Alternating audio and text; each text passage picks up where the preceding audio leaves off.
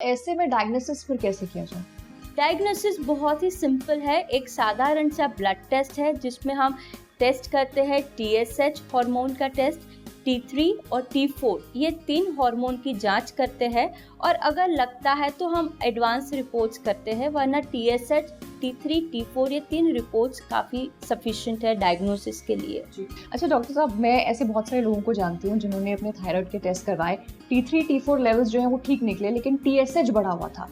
सो इसका आप थोड़ा इलैबोरेट। TSH जो होता है ये हार्मोन है। ये हार्मोन हमारे ब्रेन में एक पिट्यूटरी नाम की ग्लैंड है, उसमें से आता है।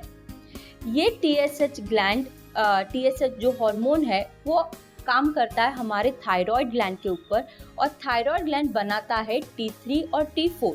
ये सब एक प्रकार के चेन सिस्टम में काम करते हैं। तो जब आप ब्लड टेस्ट करवा रहे, आपका T3 T4 नॉर्मल आया है, लेकिन आपका TSH डिस्टर्ब्ड है, लेट्स से आपका TSH 5 या 6 का वैल्यू आया है, तो ये 5 या 6 की वैल्यू जो है TSH की बहुत इम्पॉर्टेंट करती है कि हमारा सामने मरीज कौन है। अगर ये कोई 25-30 साल की लेडी है जिसकी नई नई शादी हुई है, जो अभी चाहती है कि उनका प्रेगनेंसी ठहरे, तो इन केसेस में हम उसको ट्रीट करना पसंद करते हैं, जिसको हम सब क्लिनिकल हाइपोथायरॉयड कहते हैं।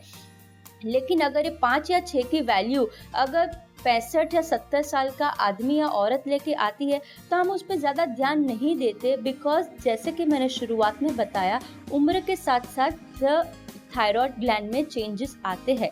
तो ये 6 और 7 की वैल्यू उस एज में हम ट्रीट नहीं करते हैं।